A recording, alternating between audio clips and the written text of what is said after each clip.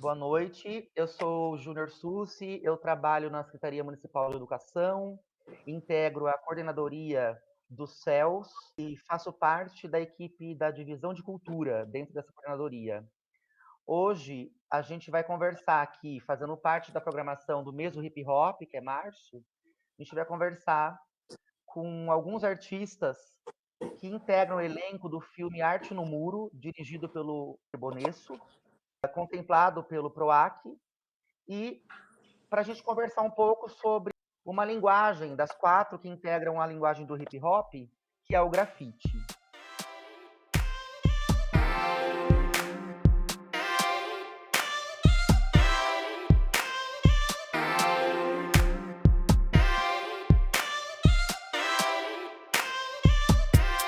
Antes da gente dar início à nossa conversa, nosso bate-papo, eu queria fazer alguns agradecimentos, que é a Lei Aldir Blanc, a Balt Produções Culturais, PQ Corporation, equipe de produção do mês de hip hop, a Secretaria Municipal de Educação, a Secretaria Municipal de Cultura, a Secretaria Especial de Cultura do Governo Federal, o Ministério do Turismo e a plataforma Cultura em Casa. Eu gostaria de começar a conversa nossa pedindo para que os artistas que estão aqui presentes se apresentassem brevemente, falando um pouco sobre falar seu nome, falar um pouco sobre a sua formação, de que modo que ele chega essa linguagem que hoje é, por sorte, tão valorizada, tanto no mundo da arte como nas comunidades.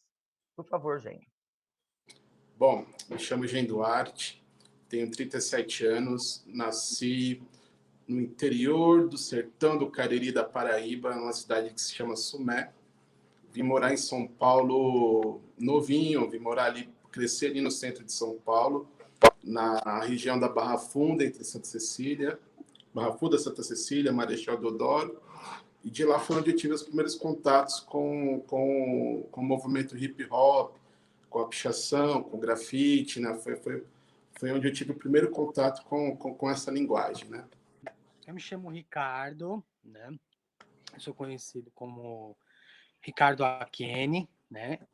E sou de São Paulo, nascido no bairro do Campo Limpo, tenho 41 anos. Os primeiros contatos com a arte, né, se deu por conta da pichação, né? Quando eu era muito jovem, eu saía para fazer as pichações na rua, para escrever o nome, carimbar, né? Para ter uma identidade, uma linguagem da qual me comunicasse com outras pessoas. E a pichação me possibilitou isso. E nessas minhas aventuras de pichação, eu acabei conhecendo o grafite, vendo os grafites nas ruas. Como eu era muito fã de quadrinhos, né? E colecionava e gostava de ler e acompanhava, os grafites eram muito similares aos quadrinhos, né?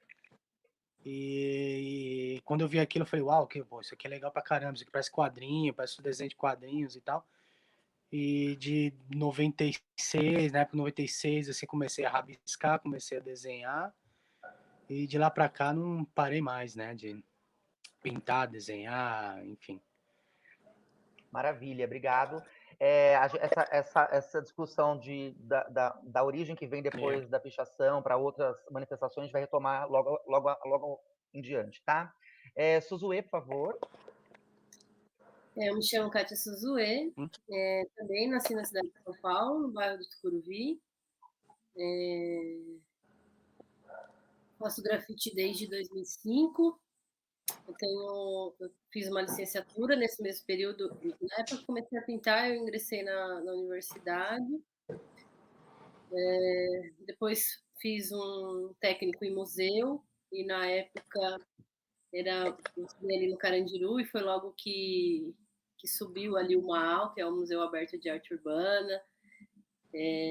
Foi muito legal. No período eu fiz iniciação científica, eu consegui fazer o inventário das obras das mulheres. Então, foi muito importante para mim como pesquisadora naquele momento, né? E, além de fazer grafite, eu dou aula também de arte urbana na Fábrica de Cultura, pelo Catavento Cultural, que é uma OS que direciona ali. Mas antes de eu entrar na faculdade, na minha adolescência, eu fui para o Japão, fiquei 4 anos, e lá tive meu primeiro contato com a pintura, com a arte, com o fazer. E lá, um mestre que eu tive foi uma pessoa assim que me direcionou assim nessa questão de dar importância a uma formação. Ele ficava, não, você tem que voltar para o seu país, se formar, tentar fazer alguma coisa. E aí foi a partir daí que eu senti o desejo, que alguém me estimulou a estudar isso, a levar para frente, porque lá eu estudei 4 anos de pintura e ele falou, não, agora você tem aqui, não vai passar daqui, você vai pintar e apertar parafuso, porque você não volta para o teu país, não faz uma faculdade, não tenta entrar nessa área e tal, que eu acho que você leva a jeito. Eu fiquei com isso na minha cabeça, voltei, aí trabalhei em estúdio de tatuagem na época para arrumar uma grana, porque eu gostava muito de desenhar. E aí entrei na faculdade, e aí eu começo os meus estudos, assim, e tal. E em 2019 eu voltei para o Japão, fiz outro curso com esses mesmos educadores que eu tive aula, foi para mim uma coisa assim incrível, sabe? 10 anos depois, 20 Foi um anos vai e volta. 20 anos depois eles estão dando aula no mesmo lugar. Eu entendi. Nossa, assim, uma atmosfera foi. E aí, Bacana. por conta dessa coisa da minha herança cultural e dessas coisas da minha família, dessa relação que eu tenho com o Japão, eu acho que meu trabalho está dentro desse olhar. E veio daí, assim, esse incentivo pelo desenho. Não, e é um desafio mesmo, né, para a arte educação, quando a gente tem uma história muito grande e muito longa de um ensino tecnicista da arte, né, ao longo da história da educação brasileira, e que depois vem uma grande libertação do laissez-faire, não sei o quê, e quando você volta para um trabalho da reflexão, é por isso que a gente está em constante formação. O currículo da cidade hoje, ele prevê muitas orientações e muitas questões que devem ser cumpridas pelos arte-educadores, mas é um desafio constante, porque eu acredito, como arte-educador, que é logo já na primeira infância que se começa a quebrar algumas questões de preconceitos estéticos, de experimentos visuais também, de repertório, né? Que faça a criança ser estimulada à produção ou pelo menos à fruição do trabalho de arte. Agora, essa pergunta acho que tem muito a ver com a nossa conversa aqui também, e fechando, pensando na questão da formação de cada artista que está aqui presente, em relação ao papel da escola, quer dizer, então cada um sempre vai dar uma resposta diferente, né? Porque a gente tem crianças que foram descobriram ao longo do período da escola, outras como você foi descobrir depois, né? Então assim, como seria o papel do artista, do educador nesse processo? E aí, pegando o gancho, como era a sua relação com a expressão artística ao longo da sua fase escolar? Então, aquela descoberta, né? E você ter aquela professora que está te ensinando a mexer ali com as cores, mostrando outras coisas diferentes do que você já vem aprendendo dentro da sala de aula, né? E aquilo mexeu muito comigo. Isso foi muito engraçado, que foi muito no comecinho, assim, tipo de, sei lá, segunda, terceira série. Eu me lembro muito das aulas de educação artística, sabe? Assim, me estimulou muito. E isso, conforme foi passando o tempo, realmente foi se perdendo, sabe? Isso, faz isso, deixa o gênio. Foi acabando. E isso me deixou bem, bem triste, assim, porque eu não tinha referências, né? Então, naquela época, a gente não tinha internet, não tinha família, né? Que sabia como trazer para você algo artístico, além do que estava tocando na rádio. É impossível você visitar numa galeria, ir num museu, em uma coisa. E foi algo que realmente, o que me trouxe, que me despertou isso, foi a rua, que me trouxe de volta para esse desejo, né? De viver de arte, né? Então, eu lembro a primeira vez que eu fui numa exposição foi na Funarte, que era aqui em Campos Elíseos, aqui no centro de São Paulo. E a primeira exposição que eu fui foi de grafite, né? Então, para mim foi quando eu vi aquilo, eu falei, nossa, cara, que lindo isso, né? Que bom poder ter isso perto da gente, né? E no centro ainda, né? Perto da Cracolândia, perto da e tá trazendo cultura, né? E trouxe lá pro genzinho pequenininho lá, que eu lembro que eu ficava tão inconformado, porque eu queria pintar fora da linha, sabe? Não queria ficar pintando só dentro. E você era punido porque você pintava dentro das linhas, né? Eu estava fora, pintar né? Forte, né? Você queria pintar, aquilo e... Enfim, foi um período muito libertador para mim, assim, no começo, né? Do primário, né? E a educação artística foi muito importante para mim, né? Mas é isso. Mas acho que a educação maior mesmo que a gente acabou adquirindo foi o conhecimento da rua, né? Do encontro, dos eventos, de trocar folhinha, de levar revista, quando começou a sair revista, né? Lá 99, né? Sei lá quando começou a sair. Acho que é isso. Maravilha. A gente fala muito hoje de uma cidade educadora, né? Quer dizer, que tudo educa, né? O pipoqueiro em frente à escola, a placa de trânsito, o grafite que está no bairro onde a escola fica inserida, o trajeto do transporte escolar até a unidade em que a criança estuda, quer dizer, então acho que tudo isso é um estímulo, né? Que caso a criança não adquire necessariamente dentro do espaço escolar, mas ela pode, como vocês, adquirir de uma maneira mais expandida, né, para fora, seja em outro momento, ou seja no momento da própria vida escolar. A Caine anda congeladinho aí também no canto, pelo que eu estou percebendo. Será que ele consegue retomar a fala? Ele está no ateliê subterrâneo dele, é por isso que o sinal está um pouco fraco. No bunker. Bom, a gente vai dar andamento até o AKN voltado do descongelamento dele, tá? Falando agora um pouco sobre a linguagem do hip hop, eu acho importante a gente lembrar que é uma expressão periférica, nesse sentido, uma expressão underground, né? Eu fico pensando, às vezes, em todos os preconceitos que, ao longo do tempo, essas manifestações periféricas elas vão sofrendo e também vão se modificando, como tudo no mundo, né?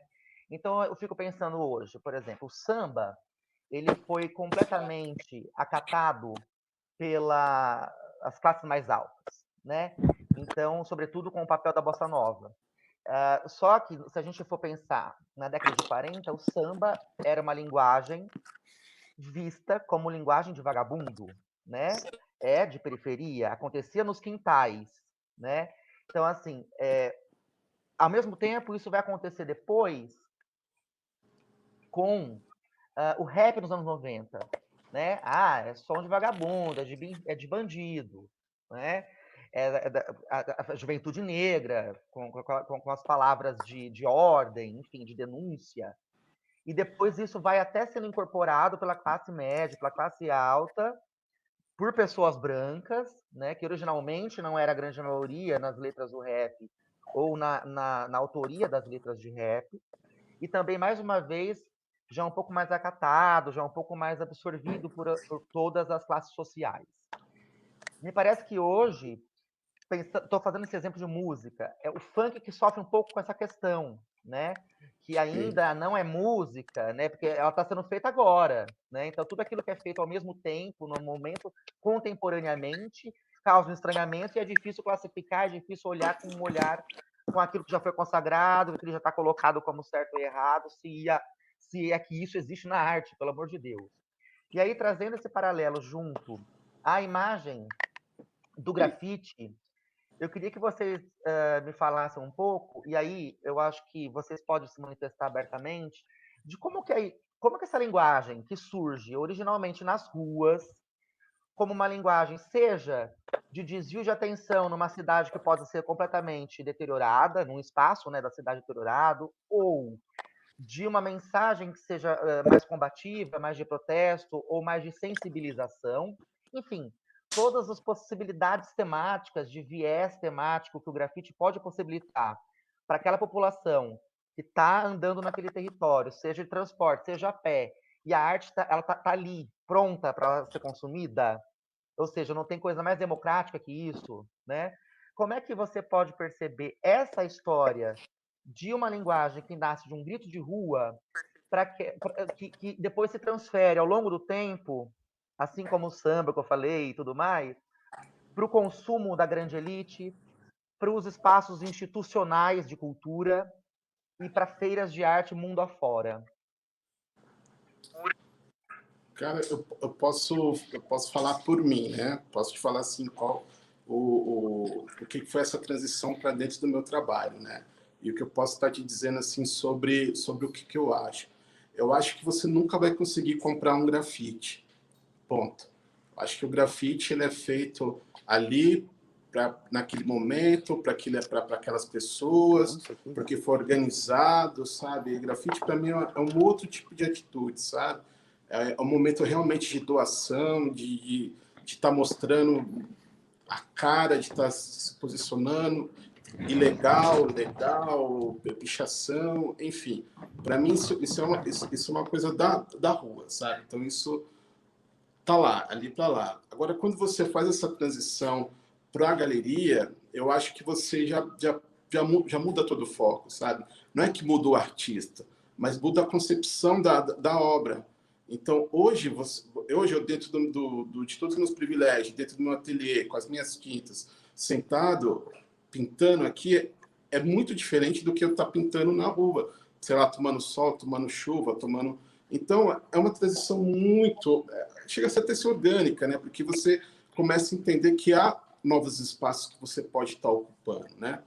E eu acredito que é isso. Eu acho que para mim foi bem orgânico essa transição, sabe? Eu entendi que havia espaço dentro do mercado para o meu trabalho e não tive medo, né? Fui atrás, fui estudar, fui bater na porta, fui aprender a tirar foto, fui aprender a fazer vídeo, fui aprender a fazer as coisas para poder estar divulgando o meu trabalho. E aí estou tendo alguma aceitação agora de mercado, que eu estou desde 2004 dentro de galeria, e daí estou montando até hoje, né? Agora no meio de uma pandemia. Nós aqui, nós três, a gente tem um tempo razoável de rolê, né? Hoje a gente está nesse lugar de estar dentro de uma instituição, de estar produzindo em ateliê, mas nem sempre foi assim, né?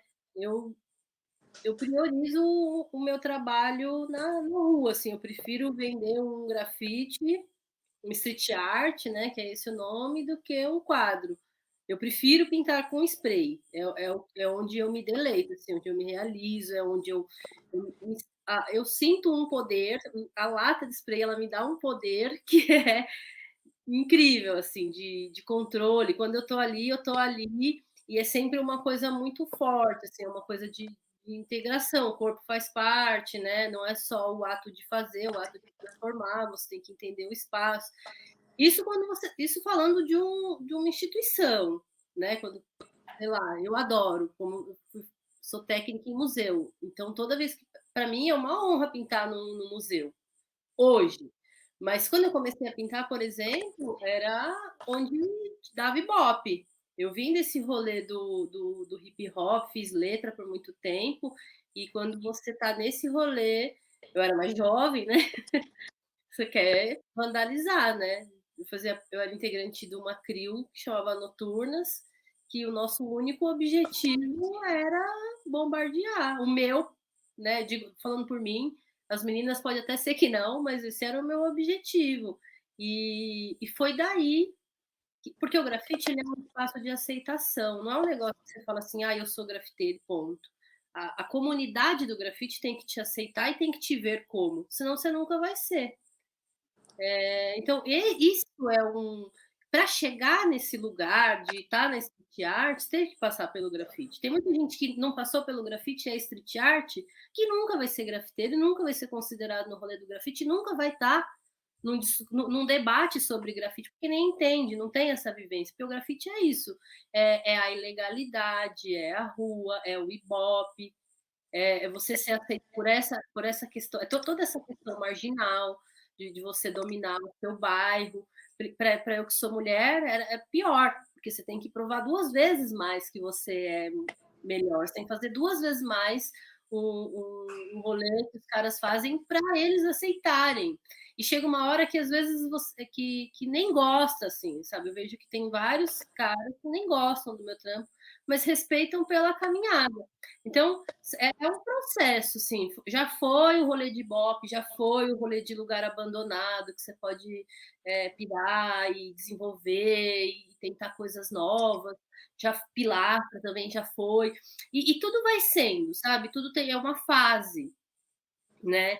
E até esse lance que você está falando sempre de hip-hop, eu queria só ser rapidinha no lance que depois que eu entendi, mudou tudo, assim, foi uma viradinha de chave.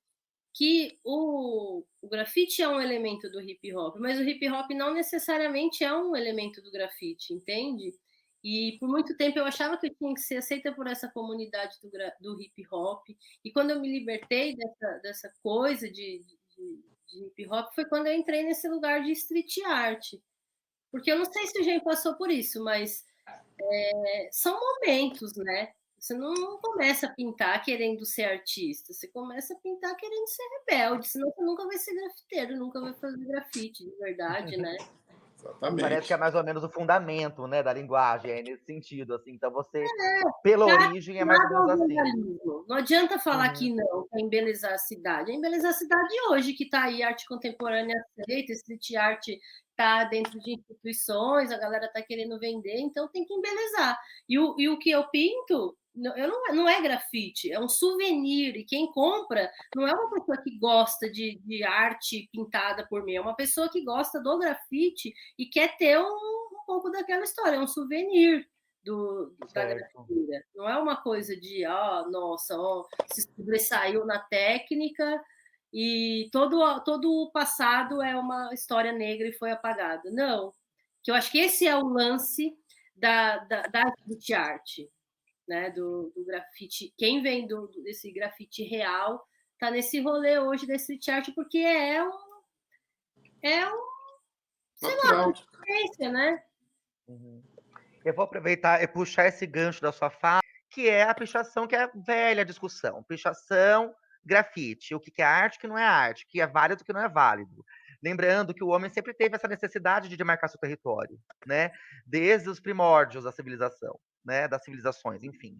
Aquilo que a gente chama de arte rupestre, né? Que espécie de relação a gente pode determinar entre aquilo e o que a gente vê hoje em paredes, em muro, seja via pichação, seja via grafite. Então, eu queria que o Caíne falasse um pouco para a gente onde termina um, onde começa o outro, quais são os limites? Por que essa discussão tão eterna entre pichação e grafite? Eu acho que a sociedade que vê a pichação como algo marginal coloca o grafite como um higienizador, sabe? Tipo, e não procura saber qual que é a real da galera da pichação, por que eles estão fazendo aquilo, né? Por que daquilo, né? Para mim, hoje para mim, dentro da arte contemporânea, para mim a pichação é o maior elemento que tem, sabe? Assim, para mim, eu sou muito fã da pichação. E desde muito novo, desde quando a gente começa, sempre essa mesma história, tipo, deixa eu fazer grafite aqui, porque senão o pessoal vai pichar por cima. Deixa, sabe? Sempre remoendo essa história. Sendo que, cara, o pessoal mesmo que veio da rua tem suas regras, sabe? Sabe que não pode pintar em cima da pichação do cara, não pode pintar em cima do trabalho do outro, sabe? Tem umas regras que pro nosso bom convívio, né? Que acontece. Então, eu acho que isso é uma coisa muito mais que a sociedade tenta colocar o grafite como um higienizador social para estar abafando essa galera que vem da periferia, que vem para pichar, que vem para mostrar algo que eu acho que é muito mais valorizado. Acho que é Certamente. isso. Sim, sim, é justamente isso que eu coloquei, né? Assim, é desde sempre esse debate, né? E eu acho que tem tudo a ver com o que você diz. Eu acho que aquele exemplo das músicas que eu te falei, mais ou menos no início, que eu trouxe para cá, que é isso. Então você embeleza aqui pela bossa nova, e aí ele vai sendo absorvido ao longo do tempo, né? O samba, e como é que você vai fazendo isso? A Caene está de volta conosco, ou ainda Tá me não? escutando agora? Ah, que maravilha! E... Pô, cada Caene, eu queria dia que que vai fazer uma você. live é um provedor diferente, velho. Ô, Caene, obrigado, viu, pela Nossa, insistência aí. é. Eu queria que você puxasse esse debate para você, e eu te dou uma fala, para você discutir um pouco isso que o Gen colocou, né? Até porque você vem Uhum. da pichação de uma maneira muito declarada, né? E como que é isso? Hoje que você está atuando numa outro tipo de estética, vamos pensar desse jeito, como é que a gente... Por que essa discussão eterna em relação às duas manifestações? E até que ponto uma começa, outra termina? Até que ponto uma coisa é grafite não, é pichação não, né? O que diferencia? A pichação, ela nasceu, né, para ser agressiva, no sentido de agressividade com a cidade, né? Assim como a cidade é agressiva com seus transeúntes, né? Os prédios, eles se erguem sem pensar no vizinho, no sol que vai bater no vizinho, se não vai bater mais. se aquela paisagem ela continua, se ela não vai continuar mais, né? E a pichação, na minha época que a gente fazia, a gente não tinha muito a consciência de se aquilo é uma arte ou se aquilo é um vandalismo, né? Mas a gente sabia que aquilo era agressivo de certa forma, né? Mas era uma agressividade como um grito de existência, um grito de comunicação, um grito de união, né? É, então, acho que a cidade, assim, ela tem esse preconceito por ainda ela gostar de ver artes da qual seja mais, vamos dizer assim, mais fofa, ou uma arte mais legível, né? E não consegue identificar, por exemplo, a estética que a pichação tem, né? Eles não conseguem assim, tirar o vandalismo, né? Deixar o vandalismo de lado e olhar para a estética, né? Da caligrafia, da construção da caligrafia, né? Se a gente pegar a pichação dos anos 90, por exemplo, era uma caligrafia muito mais reta, muito mais com as linhas, né, que a cidade lhe proporcionava, né? Hoje já tem uma caligrafia, ela é mais espontânea, ela é mais visceral, ela é mais aberta, né? E aí eu percebo que naquela época a gente estava tentando se encaixar dentro da cidade com aquela caligrafia e ao longo do tempo que a gente foi se encaixando, que foram se encaixando com a pichação dentro da cidade, ela também foi se expressando, né? E aí eu vejo que as pichações elas estão mais abertas, porque já tem mais uma aceitação, porque já tem uma vontade de evolução ali dentro da estética, né?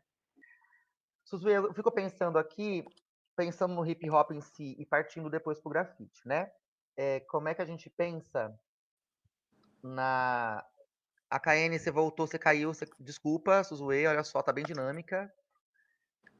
Tinha travado a sua fala, querido, e aí não voltou. Então, você quer voltar ao raciocínio e continuar essa pauta? Vamos continuar essa pauta para a gente fechar. Perfeito? Daí a gente fecha essa parte que você falou. Eu acho que nós paramos o ponto que você disse que no Brasil a gente ainda tem esse movimento de respeito aos territórios. Aí, a partir daí, você pode continuar a sua fala, por favor.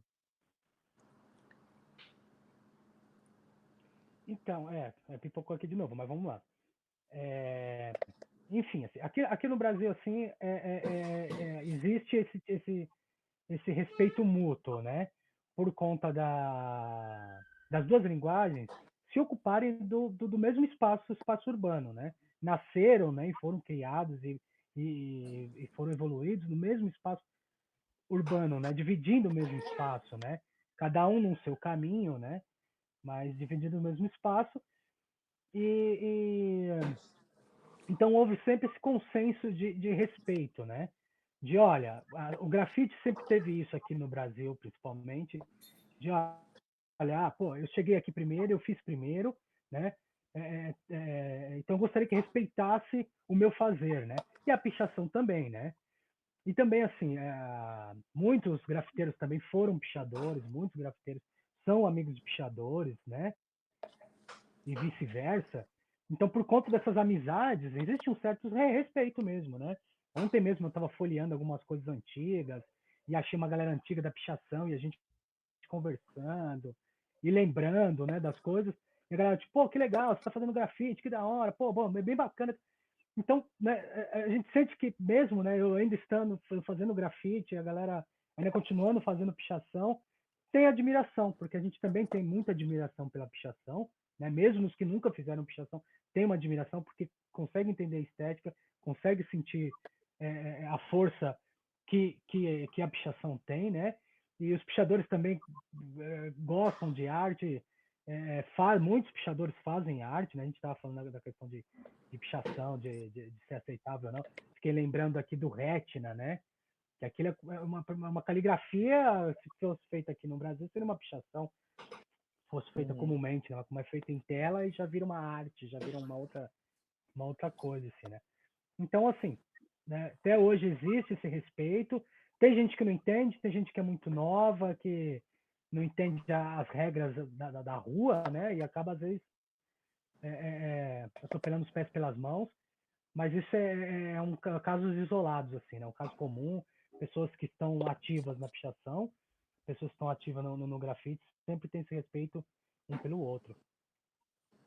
Maravilha, Kaine. Bela fala. Uhum. Uma coisa que a Suzue nos colocou também foi essa coisa da mudança, né? Quer dizer, você tem as fases. E é isso que você está colocando aqui para a gente agora também, tem a ver com essa juventude agora em foco, né? Agora atuando. Estou falando de uma geração bem nova mesmo, assim. As que estão, por exemplo, agora no ensino básico, como vocês já estiveram.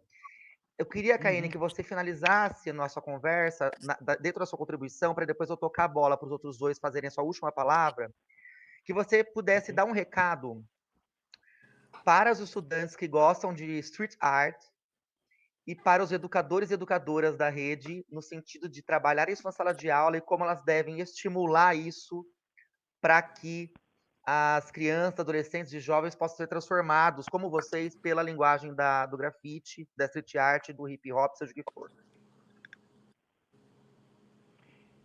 Assim, o recado que eu tenho assim, é que ambos respeitem, né, as diferentes linguagens, as diferentes manifestações artísticas, né?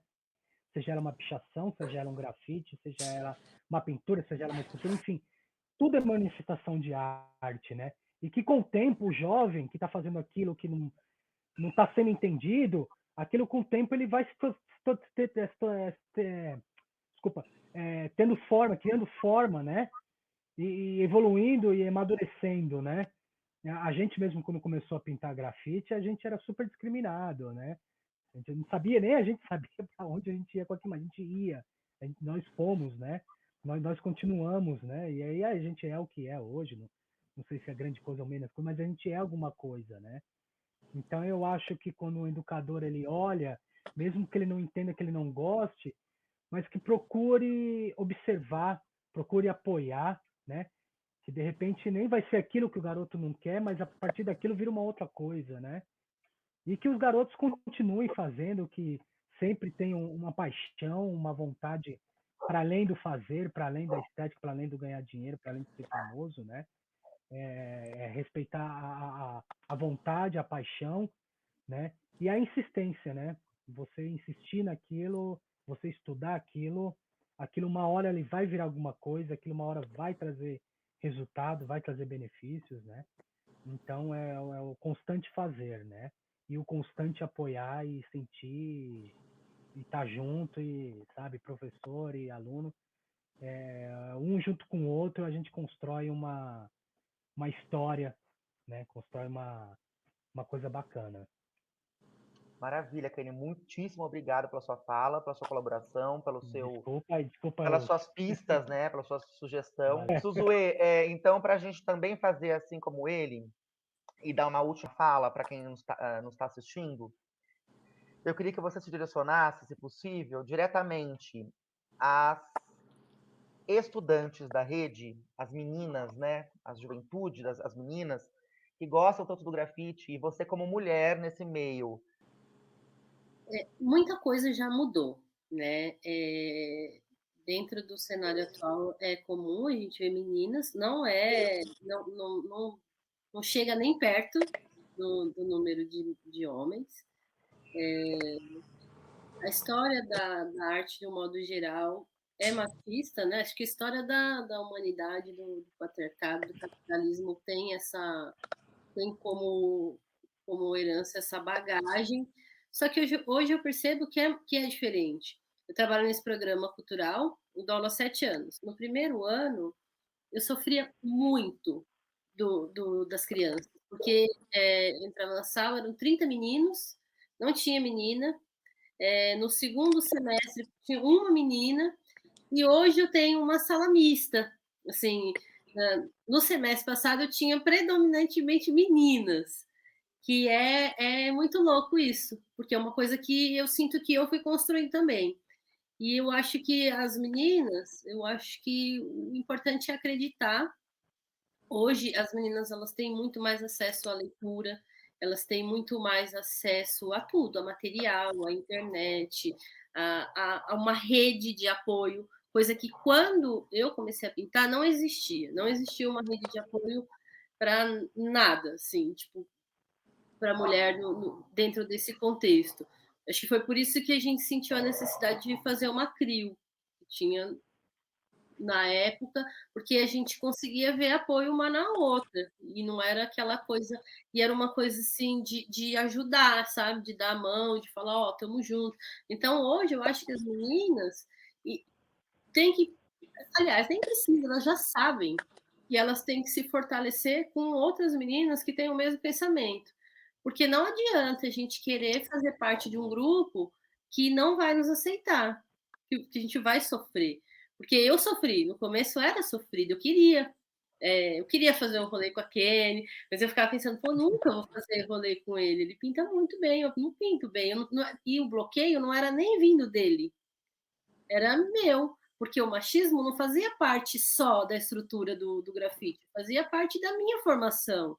Então, quando eu comecei a pintar, tinha muitos grafiteiros que eu olhava e falava, nem gosto desse cara, mas nunca tinha me feito nada. Era só porque eu não sentia esse olhar. Às vezes eu ia num lugar, e era complicado mesmo. Assim, a gente ia para esses rolês de grafite, quando tinha esses eventos, as meninas tinham que pintar separado, era sempre muro meio ruim, aí tinha aquela coisa estereotipada de pinta de rosinha e bota as meninas lá. Elas não vão vir sozinhas, porque elas gostam de causar, elas vão vir em bando, já põe todas lá, que aí já fica um negócio meio que vai combinar entre elas. E os meninos sabem disso, eles viveram isso junto com a gente, eles acompanharam esse processo. E dentro desses 15, 16 anos que eu estou pintando, são 16 anos de construção e desconstrução, né? Em vários momentos, principalmente no momento de maternidade, eu achei que nunca mais eu ia voltar a pintar. Não existe assim um apoio, sabe? Ou um sindicato, ou uma sindicância, ou nada, não existe nada. A gente é completamente autônomo e a gente é completamente fora da lei, forasteiro. A gente está num lugar que está fora da curva. Isso para os meninos. Agora imagina para as meninas. O quanto é doloroso, o quanto é difícil. A família não aceita. Minha família nunca aceitou, imagina, descendente de japonês, eles queriam que eu fosse médica, né? Tem esse estereótipo da mulher, imagina, maloqueira, não existe. Não... Então, estruturalmente, culturalmente, a gente vai sofrendo, mas eu acho que para as meninas que estão chegando agora, o importante é isso, é ter força, ter coragem, porque hoje está muito mais fácil, assim. E em 2006, um ano depois que eu comecei a pintar, na minha primeira oficina de grafite foi no CCJ, e eu dei aula para a Ziza, que foi uma das primeiras mulheres que eu dei aula de grafite. E hoje eu tenho muito orgulho dela, assim, ela é uma menina que eu vejo que ela arrebenta, assim, sabe? E ela tinha acho que uns 16 anos, e tem muitas outras meninas que foram minhas alunas, assim, que hoje são incríveis, assim. E eu acho que a mulher também tem essa questão, que é inato da mulher, esse ato de ensinar. Os homens, eu acho que eles são um pouquinho mais egoístas, assim, de ter o lance do domínio, né? Tipo, que é o King, as meninas, elas têm essa coisa mais de agregar, de pegar na mão e falar, tá com dificuldade, vamos junta. Coisa que eu nunca, não que eu não sei se existe ou não entre os homens, mas nunca um homem chegou para mim e falou, olha, então, já várias vezes já fui comprar spray, chega na loja, o cara quer me ensinar a usar, assim, ele tipo, dá uma aula, porque ele acha que a gente, só por ser mulher, é idiota, não vai conseguir ler o que está escrito lá e usar o material. Então é complicado ser mulher, mas é maravilhoso, principalmente no Brasil. As artistas, o brasileiro, ele tem uma questão do Latin lover, que ele adora as mulheres. Então, as mulheres, eu vejo assim, que as mulheres dentro do mercado da arte brasileira, elas são bem valorizadas, sim. São vários nomes de mulheres dentro da arte contemporânea brasileira são reconhecidas mundialmente. Até mais que homens hoje, no cenário atual. Então, eu não acho que a mulher brasileira sofre preconceito, mas ela tem uma garra. E aqui é tudo maquiado, o racismo é maquiado, o preconceito é maquiado, é tudo maquiado. Então parece que a mulher está dominando, parece que está cheio de mulher aí, mas estruturalmente não está, assim, né?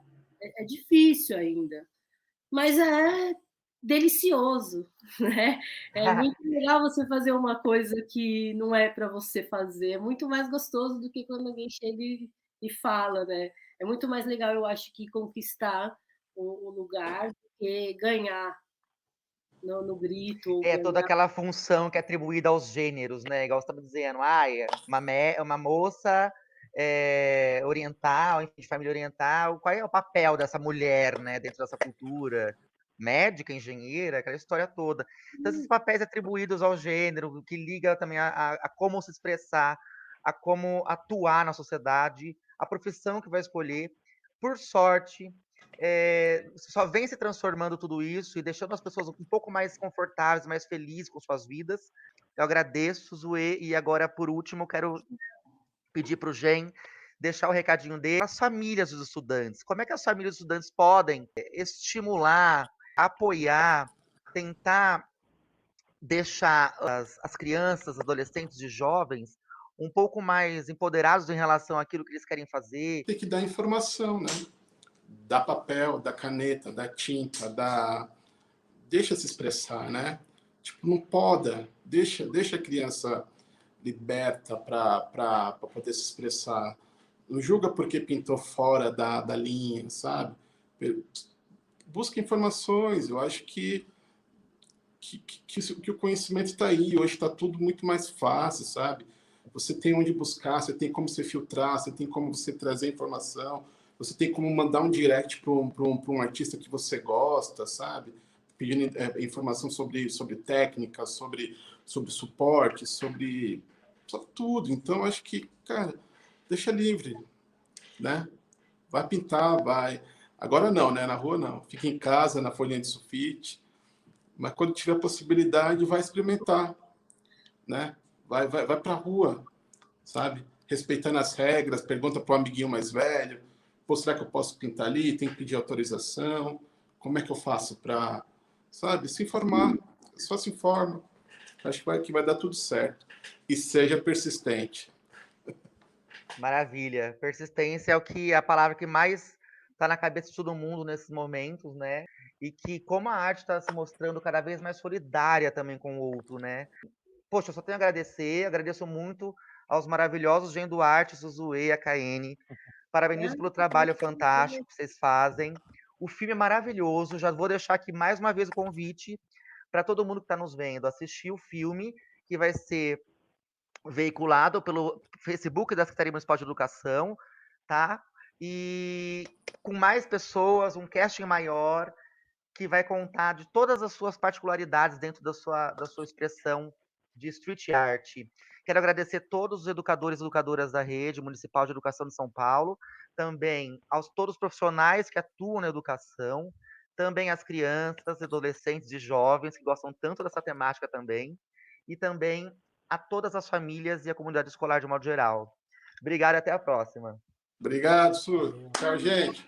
Tchau, gente. Um prazer. Beijo, queridos amigos. Prazer foi todo nosso. Até. Beijo, Tchau. bom de vocês.